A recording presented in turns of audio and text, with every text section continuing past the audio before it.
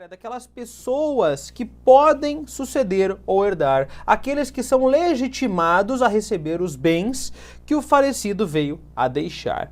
Então aqui, pessoal, decorre então de uma legitimação, trata das pessoas legitimadas para herdar para um determinado ato jurídico decorrente do direito das sucessões. O artigo 1798 do Código Civil traz para nós lá que são legitimados a suceder as pessoas já nascidas ou já concebidas no momento da abertura da sucessão. Lembrando que a abertura da sucessão se dá com o falecimento. Vejam, pessoal, legitimados a suceder as pessoas já nascidas, está tratando das pessoas físicas já nascidas, bem como aquelas já concebidas, o chamado nascituro. Temos aqui então a teoria concepcionista aplicada pelo nosso Código Civil, que garantiu direitos ao nascituro, aquela criança que ainda não nasceu, aquele bebê que ainda está no ventre da mãe, pode receber herança, pode suceder, mesmo que ainda não tenha nascido. É por isso, então, que a gente diz que o Código Civil adota a teoria concepcionista. Quanto a isso, pessoal, a gente tem duas correntes que tratam dessa questão. A primeira delas, a corrente majoritária, que é defendida lá pela professora Maria Helena Diniz, entende o seguinte: que a capacidade sucessória do nascituro é excepcional, pois depende do nascimento com vida para se consumar. Ou seja, a partir do momento que eu tenho um bem deixado para um nascituro, por exemplo, por meio de um testamento, depende-se do nascimento dele com vida para que se consume essa sucessão, efetivamente, essa herança. Ou seja, nós temos uma condição resolutiva. Se não nascer com vida, ou seja, se nascer morto, a sucessão ela é ineficaz. E se ele nascer com vida e morrer depois de 5 minutos? Ele nasceu vivo, recebeu a herança, certo? Mas se ele nascer morto, se no nascimento já for uma criança, se houver um aborto, alguma coisa nesse sentido, a sucessão será ineficaz. De forma que toda aquela situação retorna ao status quo ante, como se nunca tivesse existido, como se aquele nascituro, como se aquela criança que estava no ventre nunca lá estivesse. Essa doutrina, pessoal, essa corrente defendida pela professora Maria Helena Diniz, ela é a majoritária. Entende, portanto, que o nascituro pode ter direitos, mas para que ele tenha os direitos sucessórios, ele precisa nascer com vida. Se ele nascer morto ou se houver um aborto, alguma coisa assim, o que acontece é restituição ao status quo ante, como se aquela criança nunca tivesse existido, como se aquela disposição nunca tivesse sido realizada. Acontece, pessoal, que a gente tem uma segunda corrente defendida por autores de altíssimo nome, altíssimo nível, como, por exemplo, o professor Flávio Tartucci. Essa corrente ela é minoritária, mas ela é bem interessante. Vamos dar uma olhadinha no que essa corrente diz. A corrente, então, segunda corrente minoritária, defendida lá pelo professor Flávio Tartucci, reconhece da mesma forma os direitos do nascituro. Porém, entende que nascer com vida não é uma condição para que essa personalidade jurídica exista. Então entende-se que não somente o nascituro tem direitos, como independentemente do fato de ele nascer com vida, esses direitos vão ser consumados. Então o nascituro teria personalidade jurídica civil plena, de modo que os direitos sucessórios não podem ser condicionados. Eles se consumariam mesmo que nascesse morto. Como assim, professor? Se ele nasce morto, o que acontece? Se ele nasce morto, eu tenho uma segunda sucessão. A sucessão deste nascituro, dessa criança que nasceu morta.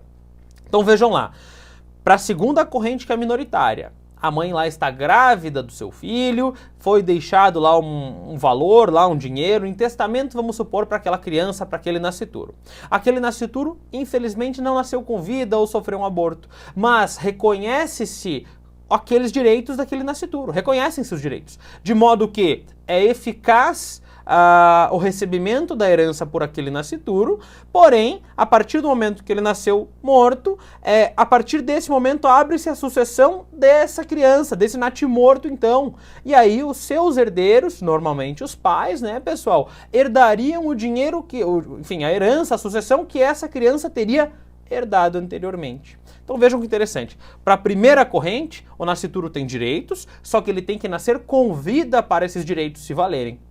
Para a segunda corrente, o nascituro tem direitos e tem personalidade civil plena, de modo que ele recebe mesmo que ele nasça morto. E aí deve haver a sucessão do então natimorto dessa criança que acabou não nascendo viva, de modo a ser perfeitamente realizada a sucessão. Bastante interessante, são duas correntes, aplica-se a primeira, de modo que é condicionado o nascimento com vida para que o nascituro consiga os direitos sucessórios que lhe foram transmitidos.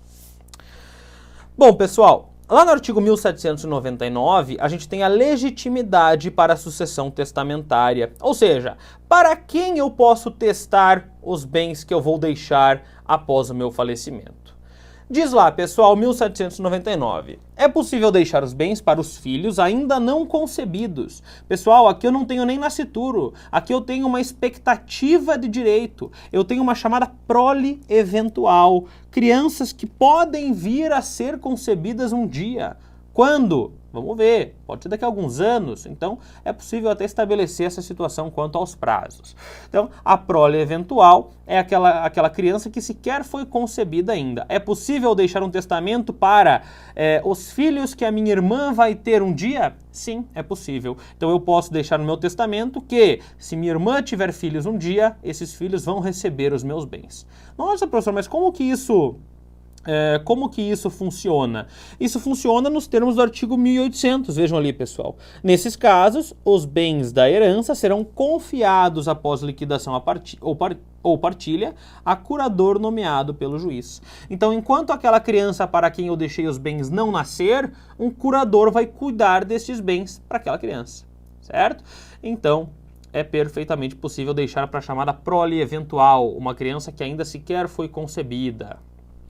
É possível, então, também deixar direitos sucessórios para pessoas jurídicas. Então vamos supor que eu faleci, eu gostava tanto do meu escritório de advocacia, eu gosto tanto do meu escritório de advocacia, que os meus bens particulares, quando eu falecer, vão ficar para o meu escritório de advocacia. Então eu posso deixar para a pessoa jurídica perfeitamente os meus bens. Claro, pessoal, respeitada a legítima se eu tiver herdeiros necessários. Lembrando que legítima é 50% dos meus bens que são protegidos para os meus herdeiros necessários. Descendentes, ascendentes e cônjuge ou companheiro a depender do regime de bens. É possível ainda deixar em testamento bens para pessoas jurídicas que ainda sequer existam. Então eu determino que seja criada, seja organizada pelo meu testamento uma fundação de uma pessoa jurídica. Por exemplo, lá, vou fazer uma fundação Leonardo Paiva, a partir do momento que eu falecer, que vai cuidar de crianças carentes. Determino no meu testamento. Utilize-se lá metade do meu patrimônio para abrir essa fundação e cuidar de crianças carentes. Posso deixar isso no testamento sem problema nenhum. Então vejam que o testamento não tem mero, apesar do seu caráter ser principalmente patrimonial, ele não tem mero caráter patrimonial. Eu posso determinar que seja instituída uma fundação, por exemplo, ainda que não tenha bens para deixar para essa fundação, ok? Quanto à curatela, pessoal, salvo a disposição testamentária, se eu não dispuser no testamento quem cuidará desses bens, caberá aos pais da prole eventual. Então lembram lá do caso que eu deixei meus bens para eventual filho que minha irmã vai ter um dia? Nesses casos, se eu não... eu posso dispor também, né, que alguém cuide desses bens. Por exemplo, eu determino que o meu filho cuide desses bens até os filhos da minha irmã nascerem. Ou ainda, se nada tiver disposto, cabe aos pais da prole eventual, a minha irmã e ao marido dela, por exemplo. Ou, sucessivamente, as pessoas indicadas no artigo 1755, que é aquele artigo que trata justamente da curatela. Poderes, deveres e responsabilidade também se tratam da curatela aqui, e o juiz podendo nomear, devendo exigir as contas e tudo mais certinho. Vejam lá aquele prazo, pessoal. Se decorridos 2 anos após a abertura da sucessão, se eu falecer e 2 anos após o meu falecimento não for concebido, ou seja, não tiver lá no ventre da minha irmã ainda aquele herdeiro esperado, os bens reservados, salvo disposição em contrário do testador, caberão aos herdeiros legítimos. Eu, como testador, ainda tenho uma possibilidade de falar assim, espere 10 anos. Se em 10 anos não nascer, reverte-se para os herdeiros legítimos, por exemplo. Se eu não falar nada, a lei já diz o seguinte: se em 2 anos aquela prole eventual não nascer, os bens retornam aos herdeiros legítimos. Vamos lá, pessoal, ainda tratando um pouquinho da vocação hereditária. Dizem lá, pessoal, que não podem ser nomeados herdeiros e nem legatários, ou seja, são aquelas pessoas que não podem receber bens, não podem receber direitos meus após o meu falecimento. Artigo 1801 diz que a pessoa que a rogo escreveu o testamento, nem o seu cônjuge ou companheiro ou seus ascendentes ou irmãos podem receber bens meus. Então lá, pessoal, quando eu vou deixar o inventário, eu tenho a possibilidade de eu fazer um inventário à mão, etc., fazer um inventário público, cerrado, particular, que a gente vai deixar para estudar em outro momento. Mas existe uma outra possibilidade de eu pedir que alguém redija o inventário para mim quando eu não puder ou não tiver como fazê-lo. A pessoa que escreveu o meu testamento, essa pessoa não pode receber os meus bens, certo? Nem ela, nem o seu marido, vejam lá, nem ela, nem o seu cônjuge, seu marido ou sua esposa ou companheiro, bem como seus ascendentes ou irmãos. Ah, professor, então lá, os descendentes podem receber? Eventualmente até podem, não há nenhum tipo de impedimento aqui no artigo 1801. As testemunhas do testamento, então normalmente a gente vai ter 2 testemunhas no testamento, a gente vê isso em outro momento específico, mas a regra geral é essa. As testemunhas do testamento não podem receber bens como herança por meio do testamento. O concubino do testador casado, salvo se este, sem culpa sua, estiver separado de fato do cônjuge há mais de 5 anos. Então vamos supor que não houve o divórcio lá e etc. E já está mais de 5 anos separado, ele já tem uma nova união estável com o chamado concubino, concubina. Neste caso, poderia o concubino ou concubina receber bens, mas se a separação de fato for há menos de 5 anos, ou se não estiver separado de fato, se estiver efetivamente casado, né, o concubino ou a concubina não pode receber bens por meio de testamento. Também não pode receber bens o tabelião civil ou militar, ou ainda o comandante ou escrivão perante quem se fizer, assim como o que fizer ou aprovar o testamento. Aquelas pessoas, então, pessoal, que estão dentro da parte formal do testamento, a pessoa pela qual eu fui lá e fiz meu testamento, o tabelião do cartório que redigiu, que guardou, que cerrou lá meu testamento, por exemplo, ou se eu tiver num avião comercial, ou ainda num navio mercante, eu tiver que fazer o meu testamento perante o comandante, essas pessoas não podem ser beneficiadas com o testamento, ok? As disposições testamentárias, então, em favor das pessoas do artigo 1801 são nulas de pleno direito. No artigo 1803, a gente diz lá que é lícito, então, o testamento, é lícito deixar em testamento bens para o filho do concubino, quando também for filho do testador. Então vejam lá, pessoal, vamos supor que uma pessoa casada tem um relacionamento extraconjugal com seu concubino, com a sua concubina.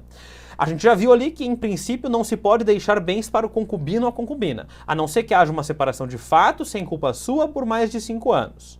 Porém, se o testador tiver um filho com o concubino ou concubina, pode deixar, por meio do testamento, bens para este filho. Ah, professor, e se for filho exclusivo do concubino ou da concubina? A princípio não, porque o artigo 1803 fala que só pode deixar se for filho exclusivo seu a princípio, né? E a súmula 447 da STF confirma o artigo 1803, dizendo que é válida a disposição testamentária em favor do filho adulterino do testador com a sua concubina. Pessoal, a gente só tem uma questãozinha importante aqui a se debater no artigo 1803. Vejam, é lícita a deixa ao filho do concubino quando também for o filho do testador. A grande questão aqui é que o artigo dá a entender que esse filho tem seu filho biológico. Mas e se tratar de uma paternidade, uma maternidade socioafetiva? Vamos supor que tem aquele concubino lá e cuida da criança desde que era bebezinha, agora a criança tem 15 anos, mas é filho exclusivo do concubino. Nesse caso, pessoal, pode se aplicar, existem decisões que aplicam a paternidade, a maternidade socioafetiva, de modo que poderia também o testador deixar os bens para filho biológico exclusivo do concubino ou da concubina, desde que comprovada a afetividade entre ele e aquela criança, aquele filho, aquela filha, ok? Então, pessoal, como eu falei para vocês, aula curtinha, aula tranquilinha aqui de vocação hereditária. É uma aula também introdutória para toda a parte que nos segue do direito sucessório. Eu convido vocês a olhar as demais aulas, a ficar aqui à vontade para pesquisar e estudar mais sobre o assunto, e sempre que precisar, manda pergunta lá para mim, conversa comigo lá pelas redes sociais do Aprova. Um grande abraço a todos e até a próxima!